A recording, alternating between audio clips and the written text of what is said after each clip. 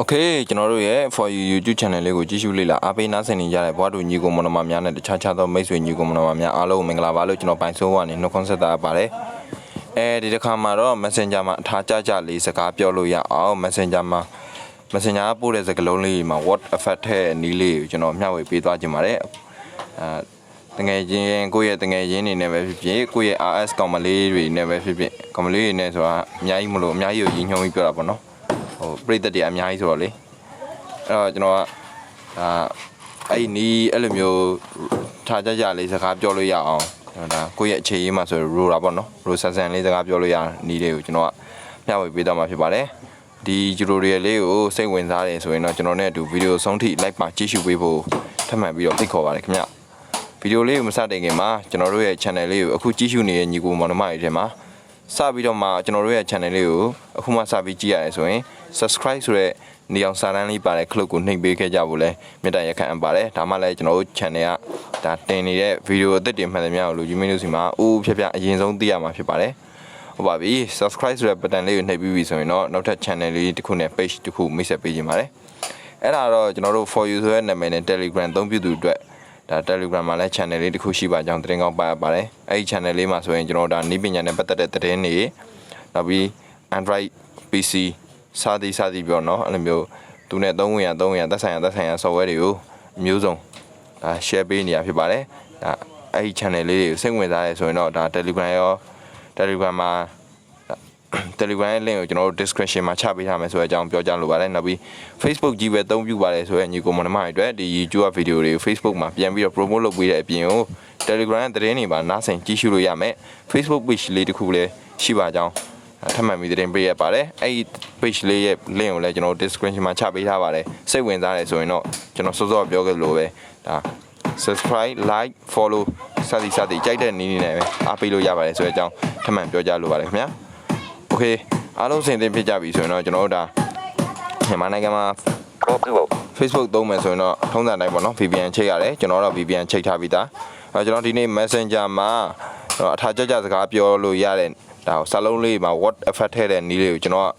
ညဝေသွားမှာဆိုတော့ဒါကျွန်တော် messenger ထဲကိုဝင်လိုက်မယ် 5VP face messenger โอเคကျွန်တော်ဒါဒီမှာ messenger ထဲကိုဝင်လိုက်ပြီဆိုကျွန်တော်ဘာလုပ်မလဲဆိုတော့လူကြီးမင်းတို့ကိုကျွန်တော်ကညီဆုံးနေနဲ့စာလုံးတွေကိုအရင်ပို့ပြမယ် effect ထည့်ထားတဲ့စာလုံးနဲ့ effect မထည့်ထားတဲ့စာလုံးကိုဘယ်လိုကွာလဲဆိုတော့ကျွန်တော်အရင်ပို့ပြမယ်နော်ပြီးတော့မှကျွန်တော်ဒါတခြား effect ကိုဘယ်လိုထည့်ရမလဲ effect ထည့်ရင်ဘယ်လိုကြိုးတက်မှုရှိလဲဆိုတဲ့ဟာကိုဆက်ပြီးရှင်းပြသွားမယ်ကျွန်တော်လုပ်တယ်လို့လိုက်လုပ်ကြည့်ရင်တော့နားလည်နိုင်ပါတယ်ဟုတ်ကဲ့အဲဆိုတော့စလိုက်ကြအောင်နော်ဒီမှာပေါ့နော် your siblings doll good morning ဒီလုံးနေကျွန်တော်ကဒီမှာ effect ထည့်ထားတဲ့ open profile good morning ဒါဘာမှမရှိတဲ့ good morning ပေါ့နော် effect ထည့်ထားတဲ့ good morning လေးကိုကျွန်တော်ပို့ပြမယ်နော်ဒါကျွန်တော် GB ထဲရောက်နေတာပါ Y capital HG capital O R F D space 7 morning suggestion ရှိရ suggestion နဲ့ကျွန်တော်ယူလိုက်မယ် sunrise over mountain emoji sunrise over mountain space my space love ATF 5 room 7 friend Ryan space S okay fire ဒီမှာဆိုရင် send button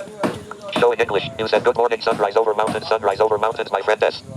back button okay ဒီမှာ good morning English ကျွန်တော် S တလုံးပို့သွားတယ် sorry good morning sunrise over mountains my friend ဒီမှာဆိုရင်ကျွန်တော်တို့ဒါ good morning ဆိုတဲ့ဟာကိုကျွန်တော် effect ထည့်ထားရပါတော့ effect ထည့်ထားတဲ့ good morning လေးကတစ်မျိုးလေးဖြစ်နေပါတယ်ဒီမှာဆိုရင် good morning button good morning button ပေါ့နော် good morning button ဆိုတာကျွန်တော်တို့ဒါဘယ်လိုပြောရလဲကျွန်တော်ကမမြင်ရတဲ့ခါကျတော့ဒီရဲ့ပြောင်းလဲထူးခြားမှုတွေမသိဘူးဒါပေမဲ့မြင်ရတဲ့ဒါဒီထဲမှာညီကိုမောင်နှမတွေထဲမှာမြင်ရတဲ့ညီကိုတွေပါမယ်ဆိုတော့ဒီ good morning ဆိုတဲ့နေရာလေးပဲထူးထူးခြားခြား emoji တွေထက်တောင့်ပနေတဲ့ဟာလေးတွေ့ရလိမ့်မယ်ဒါဆိုရင် sunrise over mountains my friend my friend good morning button good morning ဆိုရတည်တံကွဲထွက်နေရပါတော့အဲ့လိုမျိုးကွဲထွက်နေရတယ်ဒါ effect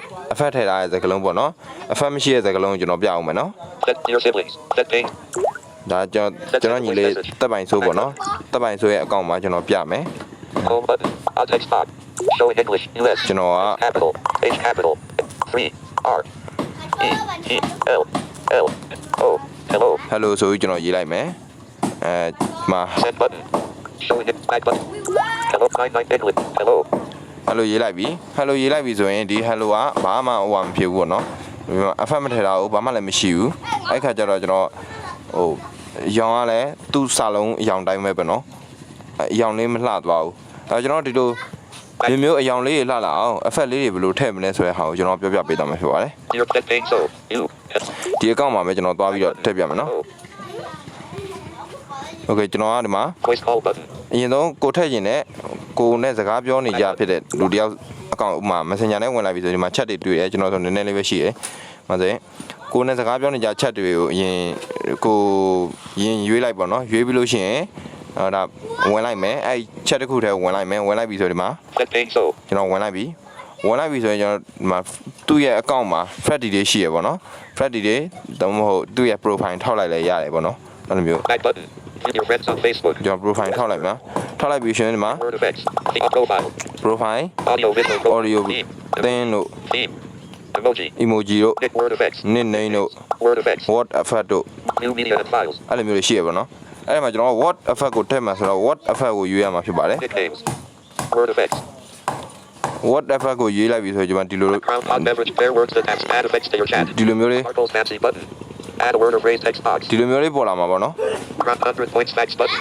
hot beverage spilled fair words that have special meaning with fun effects everyone will see an animation whenever these words are used သူကဘယ်လိုပြောလဲဆိုတော့ဒီမှာ 100 points facts button ဒါအခု messenger update ဖြစ်လာလို့နည်းနည်းပြောင်းလဲလာတာပေါ့နော်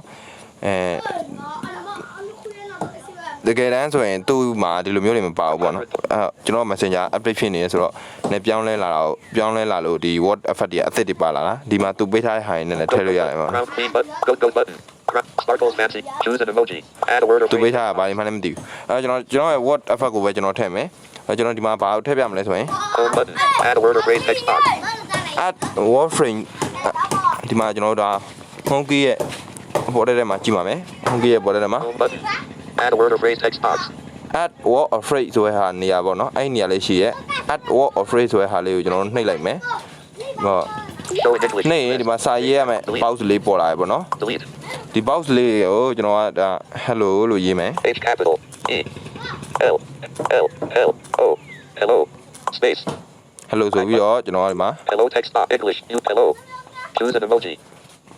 ဆိုတော့ word or phrase ဆိုတဲ့ဟာလည်းပေါ့နော်ဒီမှာ hello text ဒီ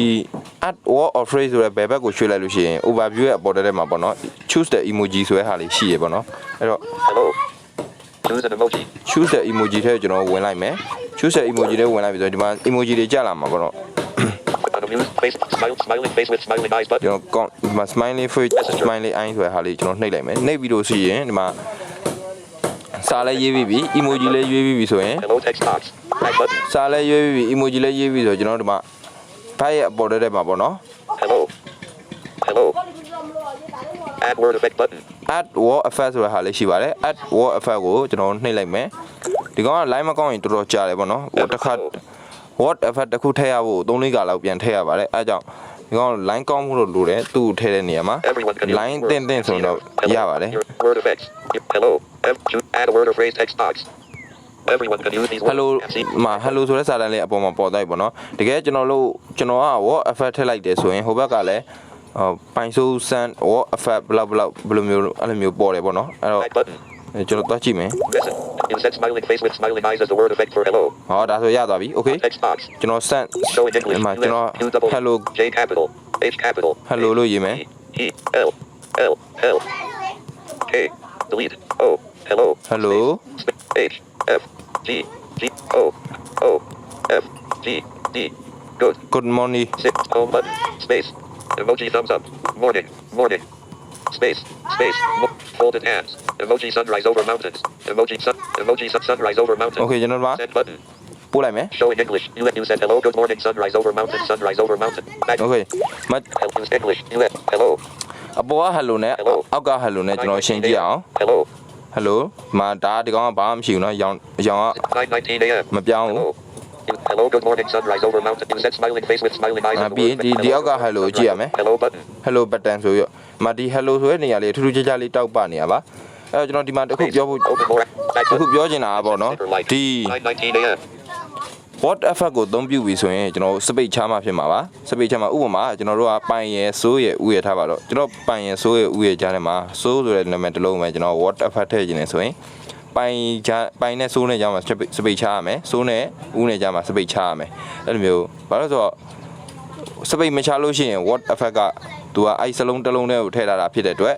ဒါစပိတ်မချလို့ရှိရင်မဖြစ်ပါဘူးစပိတ်မချလို့ရှိရင် what effect ကအလုံးမလုံးပါဘူးအဲ့တော့ကို what effect ထည့်ထားတဲ့စလုံးလေးဆိုရင်ဒါစပိတ်မဖြစ်မနေချဖို့လိုပါတယ်ဥမာ I love you လို့ပြောလို့ရှိရင် I ရယ် love ရယ် you ရယ်ပေါ့နော် I love you ကိုကျွန်တော်တို့ဆက်ပြီးရေးလိုက်မယ်ဆိုရင်ဒါဥမာကျွန်တော် love ကိုကျွန်တော်က smiling face ဟာနဲ့ကျွန်တော်က what effect လုပ်ထားလဲဆိုရင်I love you ဆက်ပြီးတော့ရေးမယ်ဆိုရင်အတိတ်ပဲလည်းမရှိဘူးဒါပေမဲ့စပိတ်လည်းမချဘူးဆိုတော့ကျွန်တော်ကဒီမှာစပိတ်ချတယ်မချဘူးရဲ့သဘောတရားကိုပြောနေရပါတော့စပိတ်မချဘူးဆိုရင် what love က what effect ကပြမှာမဟုတ်ပါဘူးဟိုစပိတ်ချမှအဆင်ပြေမှာပေါ့နော်ဥပမာကျွန်တော်ဒီမှာ hello good morning son ဒီ hello good morning နဲ့ hello နဲ့ good morning ရကြတယ်မှာကျွန်တော်ချထားပါတယ်ချပြီးတော့ကျွန်တော်အခုကျွန်တော်မချမနဲ့ကျွန်တော်ရေးပြမယ်ပေါ့နော်ဟာအပြင်ရောက်သွား sorry messenger အဲ့တော့ဒီမှာ hello text box showing English G H capital H E L I O hello စပိတ်မချဘူး G O R F D hello 7 hello good 7 I 7 thumbs up hello good sunrise over mountains hello good smiling face hello good text box editing hello go ဆိုရင်ကျွန်တော်ရေးလိုက်မယ် fire H space hello good morning ဟုတ်ပြီ morning ဒီမှာ morning ထည့်လိုက်မယ်ဒီမှာ showing English ကျွန်တော် what the fuck လို့လားမလို့လားကျွန်တော်ကြည့်ရမယ် hello good morning hello button space hello good morning hello good morning อ๋อ sorry အပေါ်မှာ hello good morning ငါဖြစ်သွားပြီ sorry reply button copy button forward like button messenger အာ people set page so you sorry text box ကျွန်တော်စပိတ်မချမ်းနဲ့ရိုက်ပြမယ် capital H capital E suggestion ယူလိုက်တာချရတယ် L O hello space next language တပ်ပိုင်ဆို Ja, mata, hello fiat, hello tap, ada, tap, lunde, becang hết, mak, ada, sap, lunde, becang hết, hello ja, hello tak baik tu kit, ada, kit, fire fiat, fire delete fire back button nama, ki, ko, ko, ဒီမှာကျွန်တော် hello တပ်ပိုင်ဆိုရလို့ကျွန်တော်ရေးလိုက်ပြီ hello tak baik tu kit, set page so is typing space your video call that said money ကျွန်တော်ပြန်ရေးတယ် hello good morning space open profile money space open profile hello tak baik tu kit, ဟာဒီမှာဆိုရင် hello ကအရာမထင်တော့ဘူးဘာလို့လဲဆိုတော့ကျွန်တော်စပိတ်မချရတဲ့အတွက်အရာမထင်တာပါ okay ဒီနီးလန်းလေးနဲ့ကိုကြိုက်တဲ့ emoji တွေကိုဒါ what effect လေးတွေထည့်ပြီးတော့ကိုယ်တငယ်ချင်းတွေကိုအထာကြကြစကားပြောလို့ရပါအကြောင်းပြောချင်ပါတယ်နောက်ပြီးတော့ကျွန်တော်တို့ channel လေးကိုဒါအစဉ်ဒီဇိုင်းအားပေးကြည့်ရှုနေကြတဲ့ for you ရဲ့ချစ်ပရိသတ်ကြီးအားလုံးကိုလည်းကျေးဇူးအထူးတင်ပါအကြောင်းကျွန်တော်ပိုင်ဆိုးကနေပြီးတော့ for you ရဲ့ဒါ for you ဝိုင်းတော်သားတွေရဲ့ကိုစားပြောကြလိုပါအကြောင်းပြောကြရင်လည်းဒီနေ့ရဲ့ tutorial လေးကိုဒီမှာပဲအဆုံးသတ်လိုက်ကြအောင်เนาะ okay bye bye နောက် tutorial မှာပြန်တွေ့ကြမယ်